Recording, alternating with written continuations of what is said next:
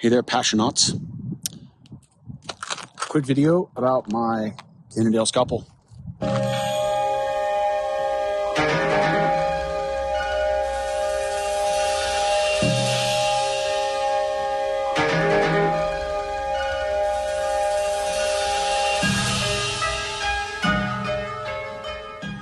Here's my trail that I just came back on. You can see actual rocks there that I negotiated.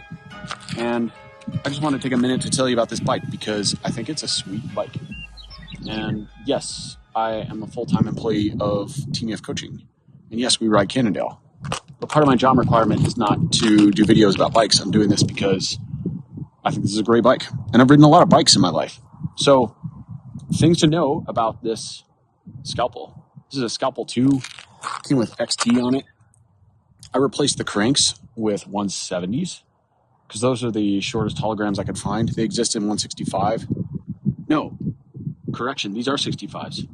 We're going, we're staying, we're going. Make up your mind. I can't remember what these are. They might be 70s. Anyway, they come in 165, but they're hard to come by. And I have those on my gravel bike. I think these are 70s. And I'll ask my bike fitter what he thinks. But I also put on this bike some Victoria tires. We're going to do the old flipperoo here. No, I can't do that. Ball sockets. So these are Mezcals, and they are 2.6s. And why would I ride 2.6-inch tires on my cross-country bike, you ask? Because they're amazing. And all the people have figured out how much better wide tires are on road bikes and gravel bikes. Years ago, I was thinking I wanted a really light 2.4 for cross-country, but nobody made it. They were all huge tanks or like winter tires. And now we finally have some lightweight tires that are in wider widths. So this 2.6, this thing just gives me a safety blanket on everything. It turns the volume down on stuff. And why not? You know, I turned 53 this June. Do I need to go ripping down hills and taking risks for lightweight tires on mountain bikes? Probably not. Also, this bike came with aluminum wheels, but I found some of these XC SL27 hologram wheels. And this bike has what's known as an AI drivetrain. Pretty poorly named when they came out with it, but who knew? And I don't know what it even stands for. Something integration, no doubt. But basically, the whole drivetrain is shifted out 6 millimeters to give you more clearance. I have the same feature on my gravel bike, which is an Evo CX. And it's a nice feature, actually, in the sense that it does give you more clearance. I've got quite a bit of chainring clearance here between the chainstay and the crank arm. I don't know if you can really see that. And on the gravel bike, it gives you more clearance. You can have a wider tire and a bigger chainring, blah, blah, blah. But it requires some special componentry, a bit wider stance width in your spindle. And also, the rear wheel has to be dished out 6 millimeters from normal to accommodate the different chain line. And I found these wheels at an online retailer in California. I don't remember the name of it at the moment. It was a while ago. And they were standard, and I asked him if they could be converted to AI, and he said yes. And he did it for me at no additional charge. So that was pretty cool. And so I got some carbon wheels on here. I think these are 29 millimeter internal width, something like that. They work great with these 2.6s. Also, unusual componentry. Of course, I have my SMP saddle on here. Duh. Although I don't have the fancy carbon rail one, the F30 CSI is my saddle of choice on the mountain bike currently, although that is subject to change. And my other magic weapons are my bar and stem combo. So this is a Syntace. It's called a flat force stem, and I think they come in odd lengths. I think this is an 88 length or 77. They come in 66, 77, 88, 99, 111, which is pretty cool because industry standards. And it's a negative 20 degree stem effectively, but you can see what's going on there. It's got a horizontal look to it. It doesn't actually look like it's sloping down vertically. It drops the bar off the center line here. So that allows me to get the bars lower. And I'll say that for anybody who's my height or shorter, whenever I'm doing a bike fit, I'm about 5'8" or 5'9", depending on the day and what time of day you measure me and how fluffy my hair is. Anyone my height or shorter, unless you've got some sort of very unusual thing happening with your body, When you're on a modern 20-inch mountain bike, 29-inch wheel mountain bike, the answer is slam your bars as low as possible. Like, bars we want them to be as low as you can get them. So I frequently recommend these types of stems. And of course, with integrated bars and stems, you rarely have this option. One of many challenges with that whole I want to hide my cables culture of bikes. The other thing that I put on here is a pair of SQ Labs bars. Whoops, let's get a good shot of those. Now, what's unusual about these bars, you can maybe see from this angle, is the back sweep. Most modern cross-country bars, in my opinion, do not have enough back sweep. These have a 16-degree back sweep. So I can get a more neutral wrist without flaring my elbows way out.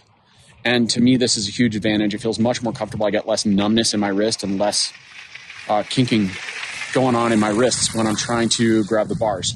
It feels like a more ergonomically neutral posture. So I frequently recommend those. I got the low. They have a low, a mid, and a high rise.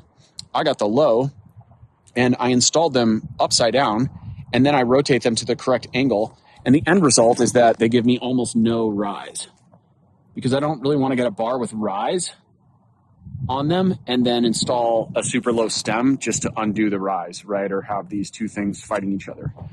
Again, almost nobody should be riding a riser bar unless you're over 5'10", maybe. Even then it's questionable. Like,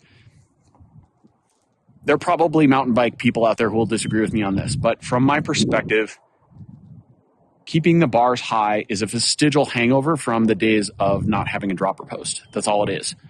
If you put your bars too low and you didn't have a dropper post and you went down a really steep descent, the chance of you going over the front of the bike were really high, right? But now we have this thing right here.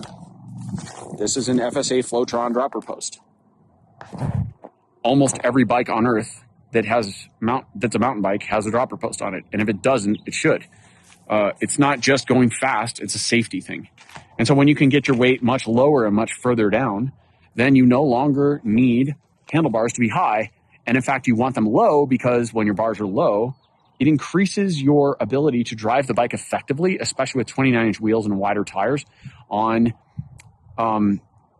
flow trails that aren't really steep, right? That's where you give up handling. If your bars are too high, you can't weight the front end enough. So the last maybe two things I'll comment on. One is this bike has a Lefty on it, as you see here. I think the Lefty's pretty awesome. It's a really nice fork, and it allows plenty of clearance, miles of clearance with this 2.6 on it, which is pretty sweet. Here you can see all the room I've got, like a finger and a half. Now, added bonus, in the winter here, I can ride this bike and put a 3.0 front tire on it, and it pretty much becomes a fat bike. So that's really cool. So with a 2.6 in the rear and a 3.0 in the front and very, very, very low pressure, I can ride over a lot of snow. In fact, the trail I just did, which is the Blue Sky Trail, which goes way off in the distance back there. You can't see it. It's behind those trees. There were several times this winter where it was snow-packed and I rode it, and it was a super fun fat bike ride. And I would either ride these shoes. These are the Bont. These are Vapor G's in Asian Fit. That's 6 millimeters wider in the toe box and a little more square toe box. Nice. And I would ride these, or I would put on flat pedals and ride some like Vivo Barefoot winter boots when it was really properly cold. And that worked just as well. And ride this thing, and voila, it's like almost a fat bike, right? With a 29 3.0, that's roughly as capable as a 26 by 4.5, depending a little bit on conditions and some other things, but plus or minus, right? Last thing I'll mention on this that's maybe unique, because I don't ever ride standard stuff because boring. Yes, I still have the Speedplay scissor pedals on here. These are no longer made. Of course, when Speedplay got bought by Wahoo, they killed this pedal. I think this pedal was brilliant. The cleats are really complicated. Richard over-engineered the crap out of them, and they work great. They're some of the most stable off-road pedals on the market. When we have a pedal, we want play in this plane. We do not want play in the frontal plane, and this pedal does a really good job of eliminating frontal plane, even if you use a shim. But they're very hard to come by. I've got a little stash, and no, I won't sell you any. And if you have some, I might be interested in buying them from you. And Wahoo, get it together and bring this pedal back. It had a few shortcomings, maybe. The only real big one was that if you didn't understand that you need to descend with your heels down and you descended with your toes down, you could inadvertently eject from them. That said, I've been racing these pedals since they came out, riding and racing them, and I've probably had, I don't know how many years that is. Maybe these pedals are probably 7 years old, 8 years old, something like that.